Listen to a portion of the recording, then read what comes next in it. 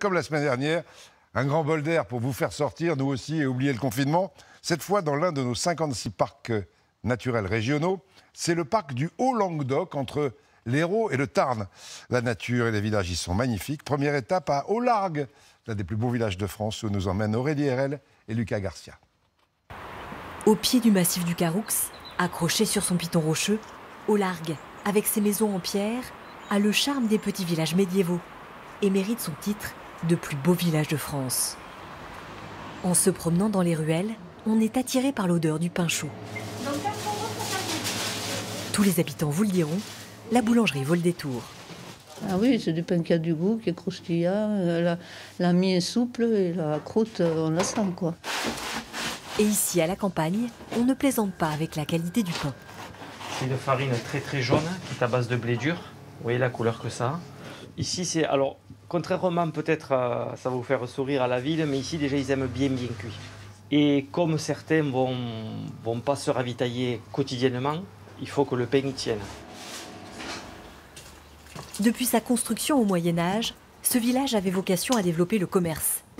Une tradition qui a perduré au fil du temps. Ici, on a cette boutique avec 2 étals de marbre. Autrefois, on y vendait soit de la viande, soit du poisson. Ensuite, on a par ici des devantures de commerce qui sont restées quasiment telles quelles depuis le 19e siècle. Au XIIe siècle, Au-Largue a été fondé au croisement de 2 routes commerciales.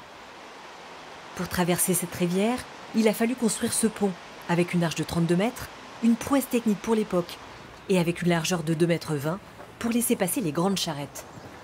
Et ces pierres permettent en fin de compte d'éviter que les charrettes, le moyeu des charrettes, frottent contre les rambardes et s'abîment.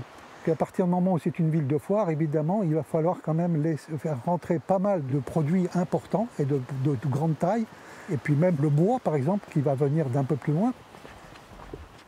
Ce passionné d'histoire tient à nous emmener maintenant au point le plus haut, au pied de cette ancienne tour de défense, pour que l'on comprenne pourquoi le village a été bâti ici. Ici, d'une part, c'était relativement facile d'accès et très défendable, avec 3 côtés qui sont quasiment des falaises et une pente douce du côté sud pour construire la ville. Aujourd'hui, 700 habitants vivent ici. Et la plupart ont fait leurs premiers apprentissages avec Maggie. C'est ma première classe ici, en 63. Les filles, elles portent encore les tabliers, même les garçons, vous regardez. C'était la coutume, les parents leur faisaient mettre des blouses parce qu'on abîmait moins les vêtements comme ça. À la retraite, elle a voulu rester ici et continue d'être très attachée à son école. Quand je rentre dans les salles, j'ai l'impression que je suis partie, même pas partie. Que ça a été tellement ma vie pendant 30 ans. Aujourd'hui, un de ses passe-temps favoris à cette saison, la confection de pâtes de coin. C'est ma réserve, c'est les premières que j'ai faites. En général, à Noël, après, on distribue aux petits-neveux, voilà les pots de gelée de coin.